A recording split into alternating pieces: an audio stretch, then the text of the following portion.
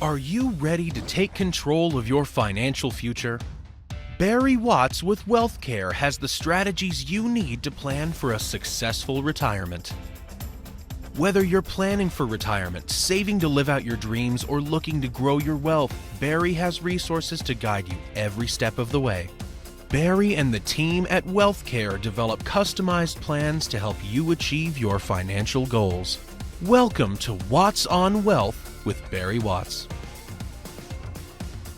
Welcome in, friends, to Watts on Wealth, the TV show with Barry Watts. I'm Ralph Hipp. We're delighted to have you with us. Barry is the founder of the WealthCare Corporation, located right here in Springfield.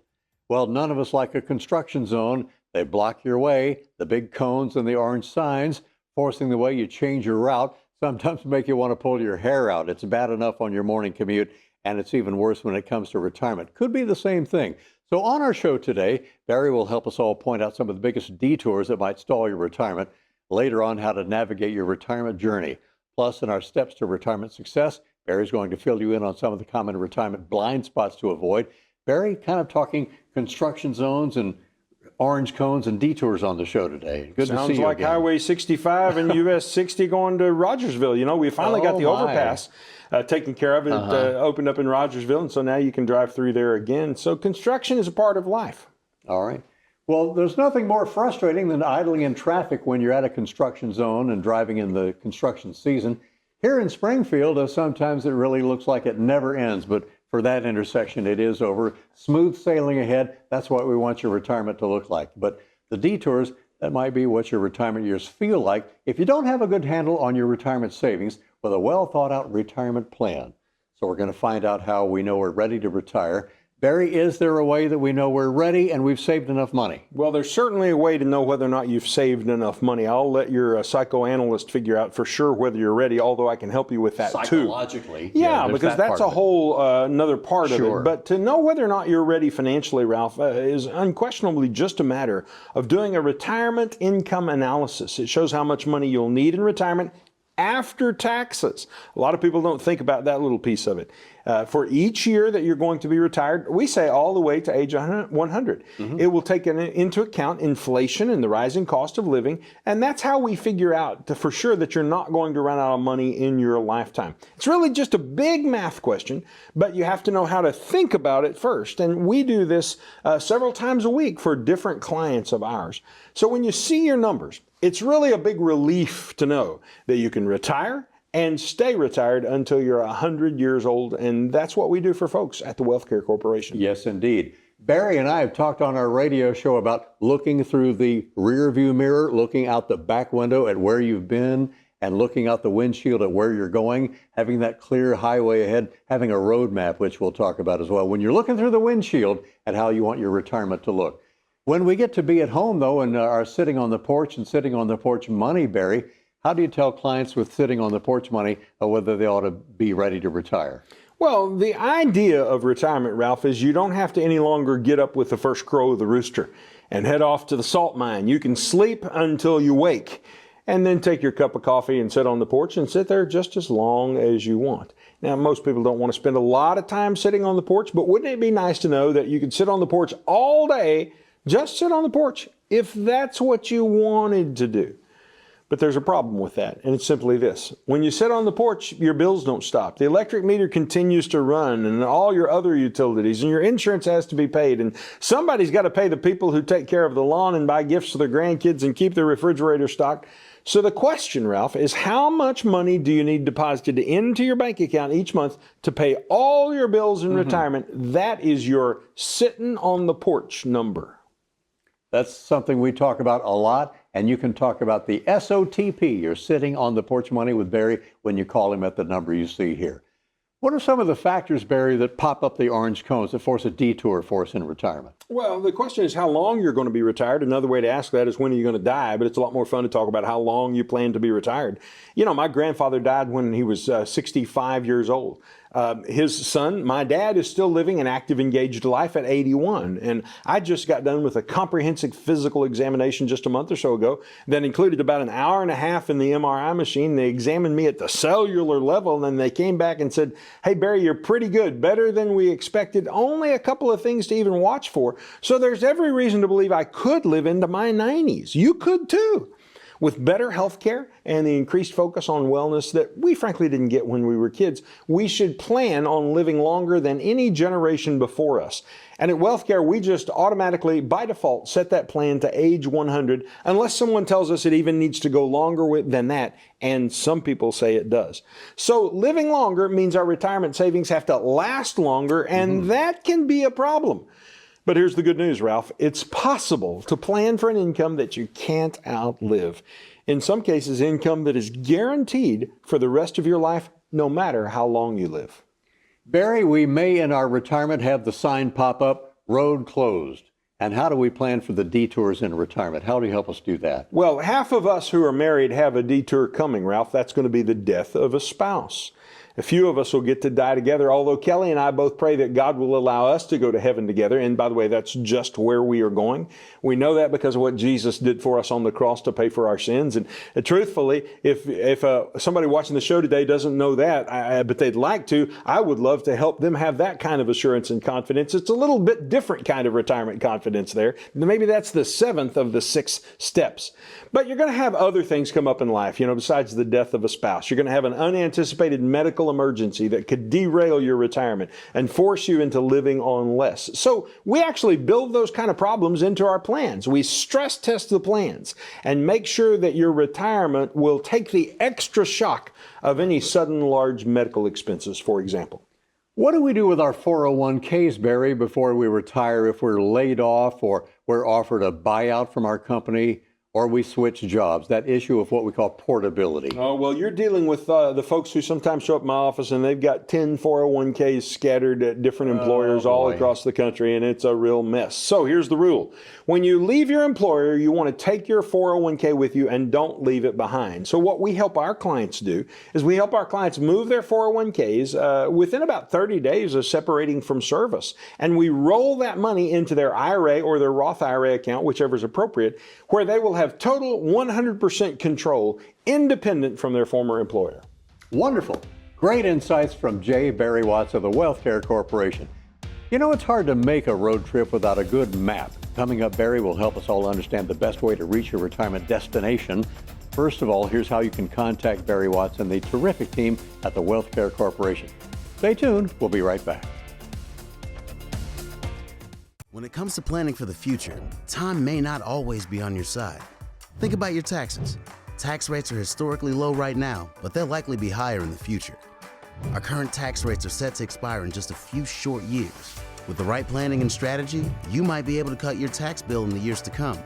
But don't wait until it's too late to take advantage of today's lower tax rates. Let us be your partner in planning for tomorrow so you can enjoy your retirement today. On the surface, your retirement plan might look solid. With your 401k or IRA, Social Security, investments, and insurance coverage, you appear to have it all covered. But what could you be missing? Below the surface, is your retirement exposed to too much risk? It's time for a deeper dive into your portfolio. We can help you uncover the risk that lies beneath the surface and learn about strategies to help preserve your savings. Get your free risk analysis today.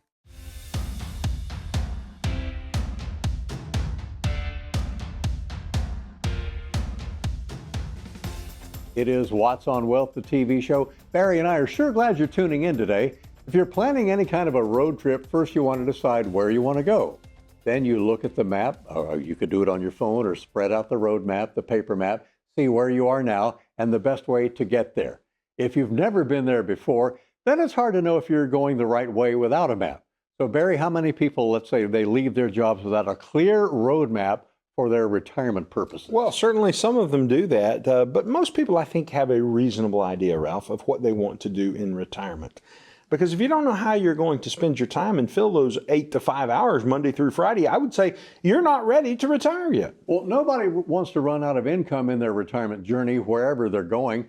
So where do most retirees, Barry, get their money when they're calling it quits on their career? Well, for guys like you and me, Ralph, who weren't fortunate enough to have a rich wife that allows us to become kept men, the answer is in retirement we will get our income from first Social Security and then from pensions, or sometimes we actually help people turn some of their assets into private pensions, contractual pensions that'll last their entire lifetime.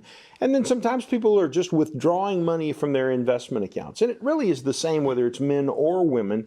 All of us get our retirement income in exactly those same ways.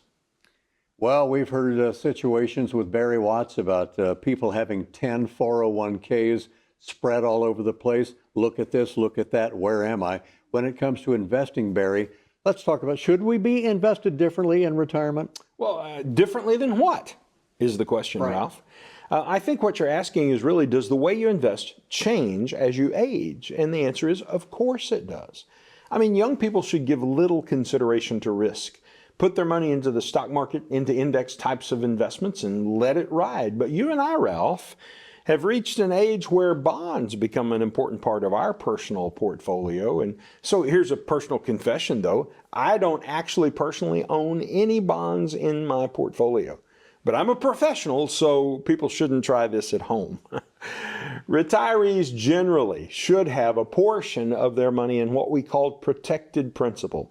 That's where they can get a stock market related rate of return, but no matter what happens in the market, the worst thing that can happen to them is when it goes down, they get all their principal back. And so when we sit down together, we discuss risk and we figure out how much of their portfolio should be invested in that way that minimizes risk. And then we look at the portion that we're going to expose to risk. And how can we develop a strategy that will buffer that portion so that when the great falls in the market happen, they're protected from them somewhat?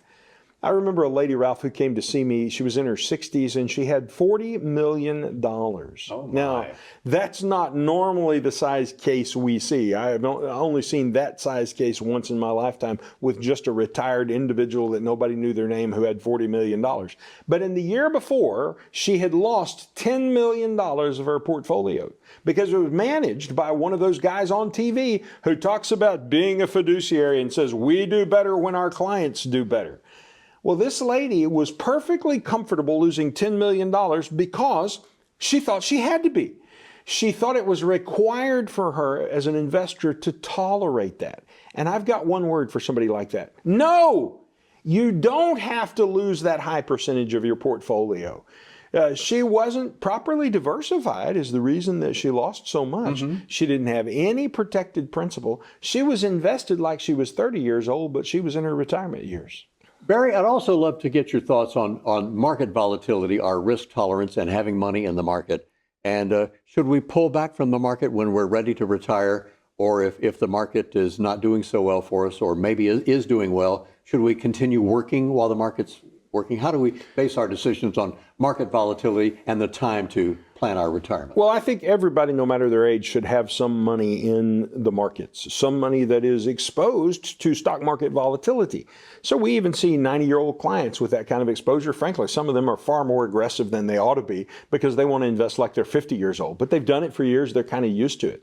So Ralph, the way we start the process at the WealthCare Corporation is we actually teach people the difference between stock market volatility kind of money and protected principal. Now, the key to protected principal is zero risk to your principal. You cannot lose your money, and yet you can still get a decent return. So there's a lot more that we could teach about that we can't unpack in this TV show. But the important question to ask is, after they understand how protected principal works, what percentage of your assets do you want in protected principal? And people will say anywhere from 20% to 70%. And there's not a right answer. After they answer, they always want to know, was that the right answer? There's not a right answer because every person is different. Every individual situation is different. So we customize our plans to the amount of protected principal that they want. And then with the money that's not protected, then we show them how to buffer it so when the market takes wild swings, they don't swing as wildly with it. That's right. Barry, thanks for all your great wisdom and expertise, the sage of Springfield on the Watts on Wealth TV show, and some of your great thoughts on that. Detours there. And I hope you can plan your retirement full speed ahead. straight on the highway looking right through that great windshield and the way you want your retirement to look. Straight ahead, Barry will give you the rundown on some of the common retirement blind spots we might see while we're driving on that road to retirement. That's next in our Steps to Retirement Success. And still to come on the show, as we always do, Barry will answer some of your terrific questions. Don't go away. We'll be right back.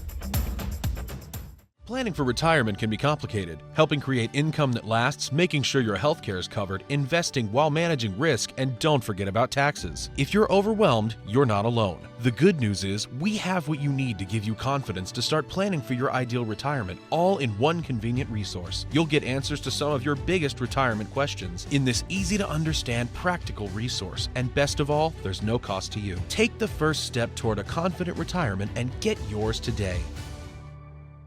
How does your future look in retirement? When you don't have a strategy, the future might look a little fuzzy. But with someone asking the right questions and helping you learn where you truly stand, it can become easier to work towards your goals. You need a plan to help generate income that will last as long as you need it. And the first step to creating an income plan is an analysis of where you are now. Let us help you bring your retirement into focus with your free income analysis today. When it comes to planning for the future, time may not always be on your side. Think about your taxes. Tax rates are historically low right now, but they'll likely be higher in the future. Our current tax rates are set to expire in just a few short years. With the right planning and strategy, you might be able to cut your tax bill in the years to come. But don't wait until it's too late to take advantage of today's lower tax rates. Let us be your partner in planning for tomorrow so you can enjoy your retirement today.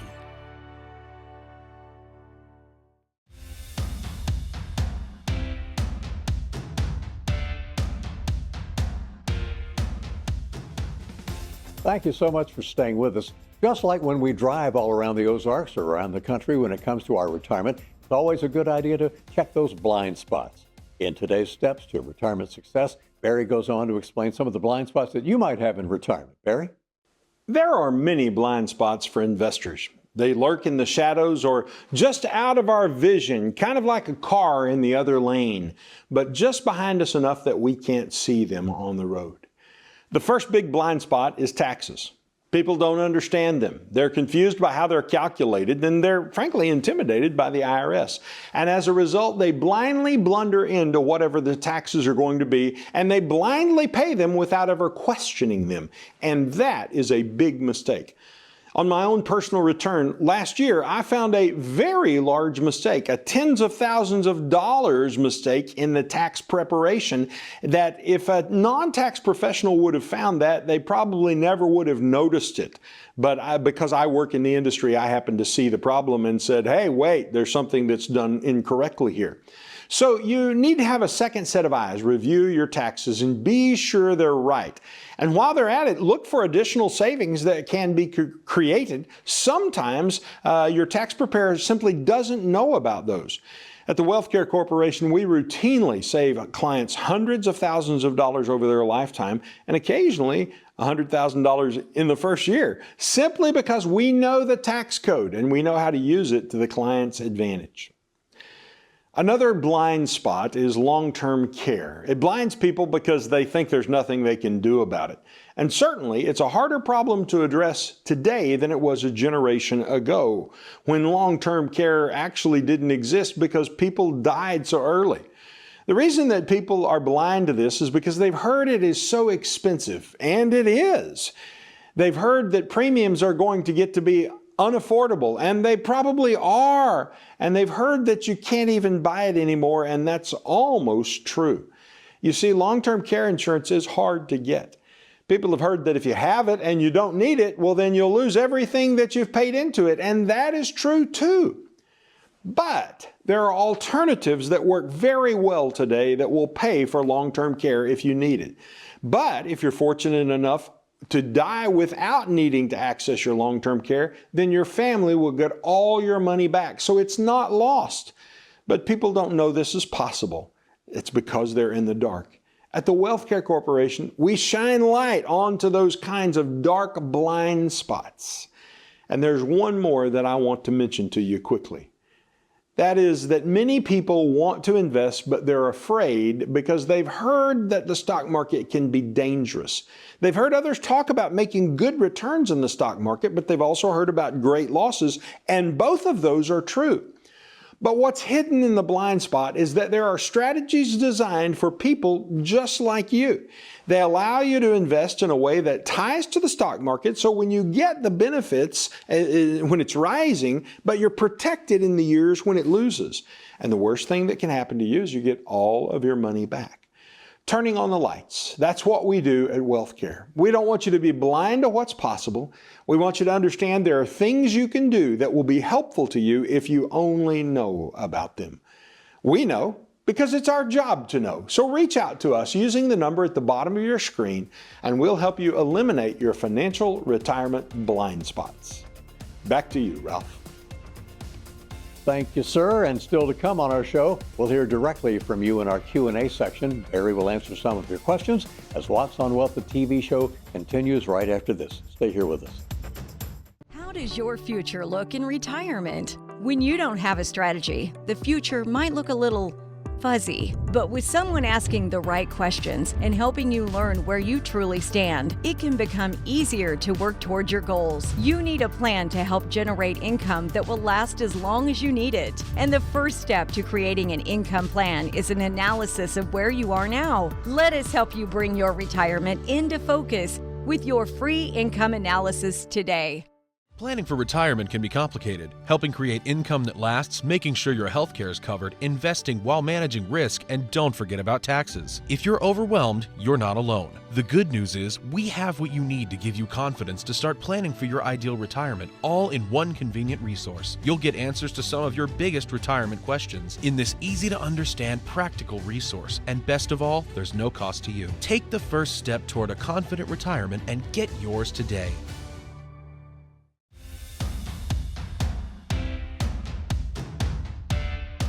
We have reached that point of the program where we get to some of your questions that you have for Barry Watts today. And Barry, you're always ready, set, go. Ready for our first one? I am, Ralph. I love this section of the show because this gives us a chance to unpack answers to many of the questions people have that I've actually covered in my new book, Watts on Wealth, the book.